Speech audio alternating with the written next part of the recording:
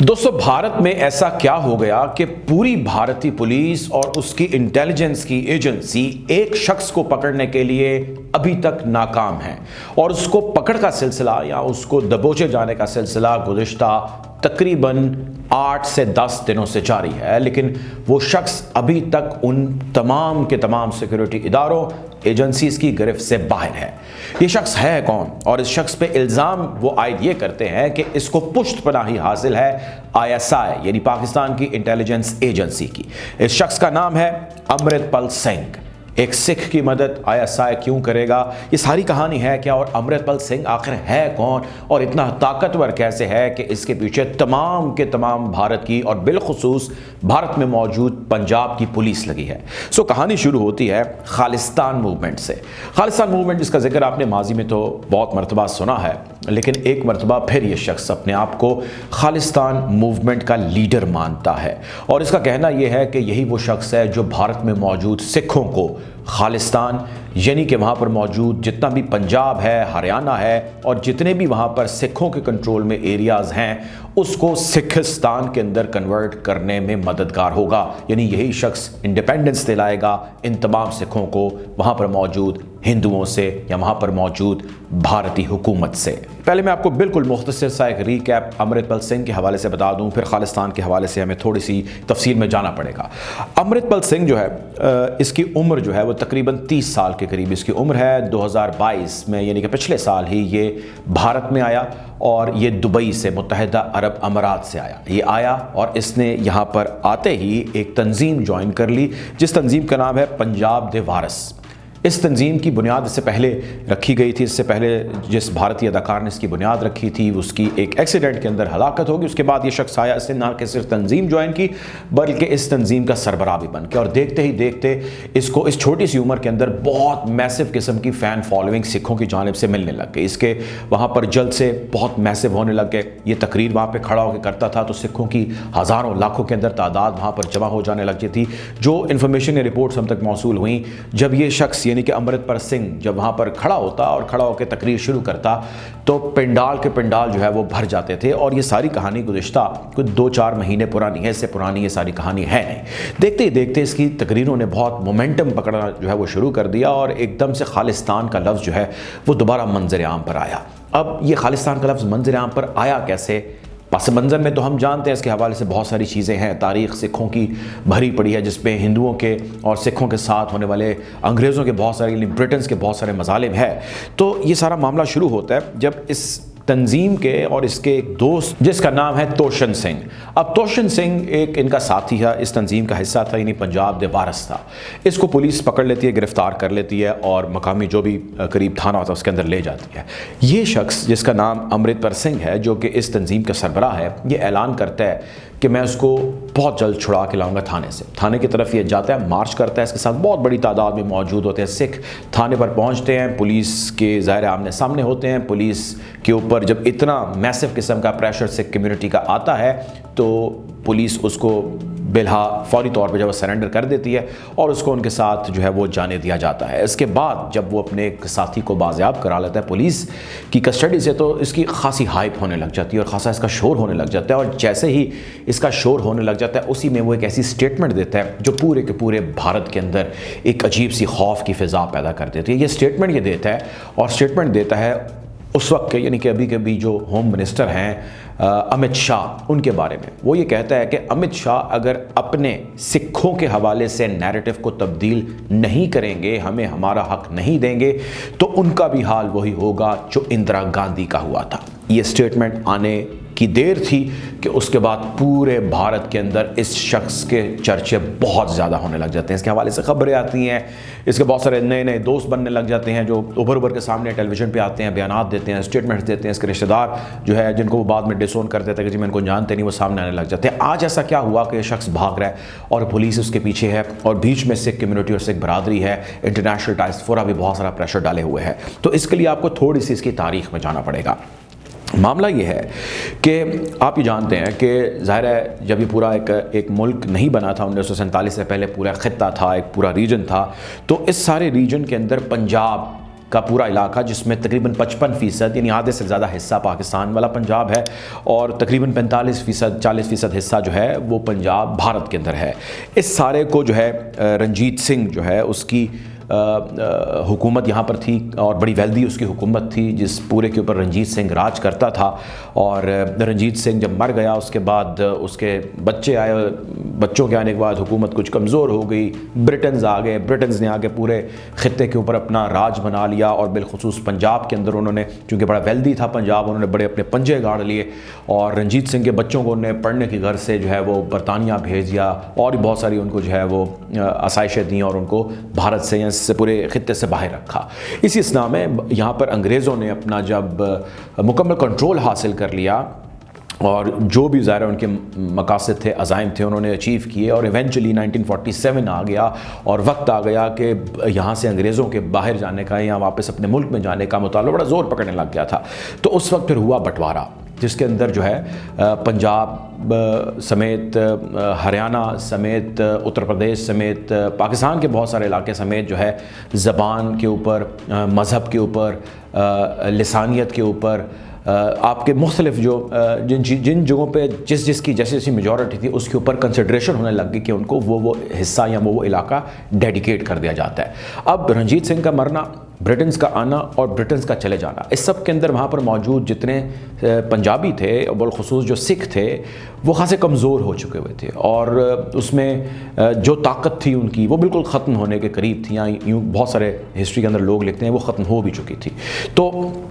نیا رول یا نیا پریسیڈنٹ سیٹ کیا گیا، اور وہ سیٹ کیا گیا بائی دا برٹنز کہ ہم جو ڈیوائیڈ کریں گے اس کے اندر لازم نہیں ہے کہ ہم جیسا ڈیمانڈ کیا گیا ہم ویسا ہی ڈیوائیڈ کریں گے، ہم بالکل ڈیوائیڈ کریں گے، اور میجورٹی جو ریلیجن کی میجورٹی ہے، جس طرح مسلمانوں نے پاکستان کا مطالبہ کیا تھا اور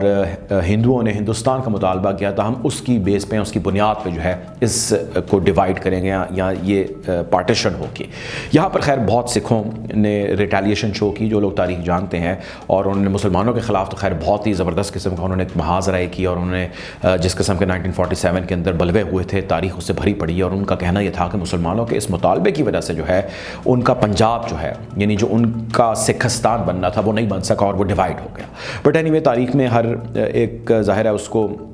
اپنے اپنے انداز سے مینشن کرتا ہے، لیکن یہ ساری کہانی یا ڈیبیٹ آپ کو بتانے کا مقصد یہ تھا، یا یہ ساری چیزیں بالکل بٹس اینڈ پارٹس اور سنیپٹس میں آپ کے آگے رکھنے کا مقصد تھا کہ آپ سمجھ سکیں کہ یہ وہی تحریک ہے جو تحریک آج بھی جاری ہے۔ خیر یہ سب کچھ جب ہوا تو اس کے بعد مطالبہ ختم نہیں ہوا، مطالبہ جاری رہا، اور 1967 کے اندر بہت زور پکڑا ساری تحریک نے، مختلف قراردادیں پیش کی گئیں جب بھارتی ظاہر حکومت بن گئی۔ بھارت کے اندر موجود پنجاب میں جو سکھ تھے انہوں نے ہر وقت اس کیمپین کو جاری رکھا کہ ان کو ان کا علیحدہ جو ہے وہ صوبہ بنا کے دیا جائے، ان کے علیحدہ اسٹیٹ بنا کے دی جائے، ان کو علیحدہ ان کی ریاست بنا کے دی جائے، جو بالکل ان کے اپنے قوانین کے مطابق چل سکے، جس طرح ہندوستان لیا گیا اس پورے حصے میں انگریزوں سے۔ اب 1980 آتا ہے، اور 1980 کے اندر جو ہے خاصا شور ہونے لگ جاتا ہے، اور اس شور کے اندر بہت جو ہے وہ نام سامنے آتے ہیں، اور وہ نام سامنے آتا ہے جمع سنگھ بھرندرا کا۔ اب بھرندرا جو ہے وہ ریسنٹ پاس کے اندر ہی 1980s کے اندر جو ہے وہ سکھوں کے لیے ایک بڑا رول ماڈل کنسیڈر ہوتا ہے۔ بھرندرا کا کہنا یہ تھا کہ اس ساری جو بھی موومنٹ یا تحریک چل رہی ہے خالصتان ان کا اپنا ریاست بنائے جانے کے حوالے سے، جس میں کئی قراردادیں پہلے پیش ہو چکی ہیں، میں اور میرے ساتھی اسی کی کنٹینویشن کے لیے اس کاز کو آگے لے کر بڑھانے کے لیے، چلانے کے لیے آئے ہیں۔ اب جب وہ آئے تو ان کے آنے کے کچھ عرصے کے بعد، جو کہ بہت سارے لکھاری لکھتے ہیں اور میں اس سے کمپلیٹلی ایگری نہیں کرتا، ان کا کہنا یہ تھا کہ اس شخص نے اس سارے کاز کو یا اس ساری موومنٹ کو ایک وائلنٹ موومنٹ کے اندر بدل دیا، اور اس وائلنٹ موومنٹ میں بدلنے میں وہاں پہ ملیٹنسی بھی ہوئی، بہت سارے بلوے ہوئے، بہت ساری جو ہے وہ قتل و غارت ہوئی، بہت سارا ویپن کا استعمال کیا گیا، اور ایونچولی جب اس کے گرد ریاست نے محاسبہ یا محاصرہ کرنے کی کوشش کی تو اس نے پناہ لے لی گولڈن ٹیمپل کے اندر۔ گولڈن ٹیمپل کے اندر پناہ لی، اور اس کے اندر بہت سارے انلیگل ویپن بھی بہت سارے لکھاری تاریخ دان لکھتے ہیں کہ موجود تھا۔ ریاست نے فیصلہ کیا کہ جی ہم ان کے خلاف فائنلی آپریشن کریں گے، اور اس آپریشن کو آپریشن بلو سٹار کا جو ہے وہ نام دیا گیا۔ اندرا گاندھی اس وقت جو ہے وہ ملک کی وزیر اعظم تھی، انہوں نے اس آپریشن کے احکامات جاری کیے، بڑا میسو لیول پہ آپریشن ہوا، اور اس آپریشن کے نتیجے میں 22,000 کے قریب ہلاکتیں ہوئیں، اموات ہوئیں، 22,000 اموات ہوئیں، اور ظاہر ہے سکھ کمیونٹی کو ایک بہت میسو قسم کا لاس، ایک بہت میسو قسم کا ڈیمیج ہوا تھا، اور وہ آج تک جو ہے وہ اس کو یاد کرتے ہیں اور وہ کہتے ہیں کہ جی ہمارے خلاف ایک بہت بڑا جو ہے وہ ظلم ہوا تھا، یہ نہیں ہونا چاہیے تھا۔ خیر اس وقت جو ہونا تھا وہ ہوا، اور اس کے ریاکشن کے اندر جو ناردرن پارٹ آف انڈیا ہے وہاں پہ اینٹی سکھ جو ہے وہ ایک موومنٹ کا آغاز ہو گیا، اور اس اینٹی سکھ موومنٹ کے آغاز ہو جانے میں بھی بہت سارے لوگ جو ہے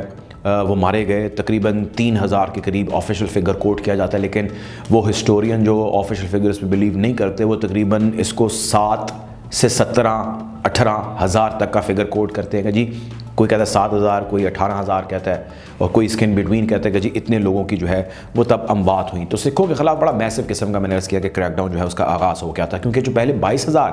لوگ مارے گئے تھے ان میں بہت سارے عام شہری تھے، سویلینز تھے جو سکھ نہیں تھے، تو سکھوں کے خلاف ایک ہیٹرڈ جو ہے وہ پورے ہندوستان کے اندر بہت زیادہ بڑھنے لگ گیا تھا۔ اب اس ہیٹرڈ کی وجہ سے یہ ریاکشن ہے جس کے اندر پھر بہت سارے سکھ جو ہے وہ مارے گئے، اور یہی وہ ٹائم تھا جب بہت سارے سکھوں نے بھارت سے باہر دوسرے ممالک کی طرف مائیگریٹ کرنا شروع کیا، جس میں کینیڈا اور یورپ کے کچھ ممالک بڑے شامل تھے، اور وہاں پہ بہت ساروں نے اسائلم لیا، مختلف ذریعے اور مینز استعمال کرتے ہوئے تب سکھوں نے اپنی کسی نہ کسی طرح جان جو ہے وہ بچائی، کچھ نے اپنی ظاہرہ یونٹی کو مزید سٹرونگ کر کے، اسٹرینتھن کر کے، تھوڑا بہت ریٹیلیٹ کر کے جو ہے وہ اپنی جان بچائی۔ 2011 میں ہیومن رائٹس واچ ایک مرتبہ پھر ایک رپورٹ جاری کرتا ہے، اور وہ رپورٹ میں یہ کہتا ہے کہ جو ناردرن پارٹ آف انڈیا کے اندر ایک میسو آپریشن ہوا تھا سکھوں کے خلاف ان اناؤنسڈ، جس میں کئی ہزار سکھ مارے گئے تھے، آج تک بھارتی حکومت نے اس کے خلاف کبھی کچھ بھی نہیں کیا۔ سکھوں کے خلاف ایک منظم جو ہے وہ نسل کشی جو ہے وہ کئی سالوں دہائیوں سے جاری تھی اور اب بھی جاری ہے، اور اس میں ہزاروں سکھ مارے گئے، لیکن ریاست کی اس میں خاموشی یا ریاست کا اس وقت نیوٹرل رہنا یا آج بھی نیوٹرل رہنا جو ہے وہ ان کی ایک مجرمانہ غفلت یا ان کا اس کے اندر انڈائریکٹ پارٹیسپیشن اگر کہا جائے تو وہ غلط نہیں ہوگا۔ خیر اس میں بالکل اس کے بالکل بیسکس آپ کے ساتھ ڈسکس کر رہا ہوں، میں اس کی بہت زیادہ تفصیل میں نہیں جا رہا۔ اب سوال ہی پیدا ہوتا ہے کہ یہ شخص جس پہ ہماری آج کی ویڈیو ہے یہ کون ہے، یہ کہاں ہے، جس کا میں نے آپ سے مختصر تعارف کرایا کہ اس کی تقریباً 30 سال عمر ہے، 29 سال کا تھا تو یہ دبئی چھوڑ کے بھارت میں آیا، آتے ہی اس نے امرت پال سنگھ نے جو ہے وہ کیمپین کا آغاز کیا، اور اس نے اس تنظیم کو جوائن کر لیا۔ جوائن کرنے کے ساتھ اس کے بہت میسو قسم کے جلسے ہونے لگ گئے، اور جب اس حد تک میسو جلسے اس کے ہونے لگ گئے تو اس کے اوپر ریاست کو یقینی طور پہ مسئلے بہت زیادہ قسم کے جو ہے وہ ہونے شروع ہو گئے، اور اس کے بعد اس کی پکڑ دھکڑ اور اس کی گرفتاریوں کے حوالے سے کوششیں کی گئیں جو ملٹیپل ٹائمز فیل ہوئیں، لیکن جب ریاست نے یہ طے کر لیا کہ شخص جو ہے اب یہاں پر انارکی پھیلا رہا ہے تو ہم اس کے خلاف فائنل کریک ڈاؤن ہے جو وہ کریں گے۔ فی الحال جب میں آپ سے بات کر رہا ہوں تو فائنل کریک ڈاؤن اس کے خلاف جاری ہے۔ وہ شخص گزشتہ تقریباً 1 ہفتے سے زائد کا عرصہ ہو چکا ہے کہ وہ بھاگ رہا ہے، اور کبھی وہ کسی گاڑی میں بھاگ جاتا ہے، کبھی کسی بائیسیکل پہ، کبھی کسی سائیکل پہ، کبھی پیدل، مختلف جگہوں پر مختلف بھیس بدلتا ہے اور بھیس بدل کے وہ بھاگ رہا ہے۔ یہاں پر بڑی امپورٹنٹ چیز جس کا میں نے آپ سے شروع میں ذکر کیا وہ یہ ہے کہ چونکہ پنجاب بھارتی جو ہے وہ بھی پاکستان کہ پنجاب کے ساتھ بارڈرنگ ایریا ہے، تو وہاں پر اور اس کے ساتھ ساتھ نیپال کے ساتھ ساتھ جو ہے سیکیورٹی کو خاصا بڑھا دیا گیا۔ خیال کیا جا رہا ہے کہ کہیں یہ نہ ہو کہ یہ شخص جو ہے یہاں سے بچ کے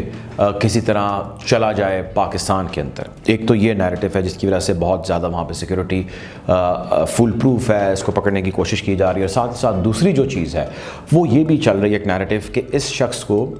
ویسے ہی وہ کہتے ہیں کہ بالخصوص سکھوں کو بہت زیادہ سپورٹ حاصل ہے پاکستان کی، اور ISI جو ہے وہ سکھوں کو بہت زیادہ پیٹرنائز کرتی ہے۔ یہ شخص جس کا میں آپ سے ذکر کر رہا ہوں امرت پال سنگھ، اس کے حوالے سے بھی کہا جاتا ہے کہ اس کو تقریباً بھارتی $2.25 ارب جو ہے وہ اس کے بینک اکاؤنٹس کے اندر ٹرانسفر ہوا ہے، اور وہ ISI کی جانب سے ٹرانسفر کیا گیا ہے، اور ISI آج بھی اس شخص کو مدد کر رہا ہے، اس کی پروٹیکشن کر رہا ہے، اور کسی طرح ISI چاہتا ہے کہ یہ شخص بھارتی پولیس کے یا ایجنسیز کے ہتھے نہ چڑھے، اور اس کی سپورٹ ہم یوں ہی جاری رکھیں، اور ایونچولی جب یہ اسٹرینتھ گین کر لے، کچھ عرصہ اس کو منظر نامے سے غائب رکھتے ہیں، جب یہ اسٹرینتھ گین کر لے تو اس کے بعد دوبارہ ہم خالصتان موومنٹ کا جو ہے یا اس کیمپین کا دوبارہ جو ہے وہ آغاز کر دیں گے۔ بہرحال بھارت کے اندر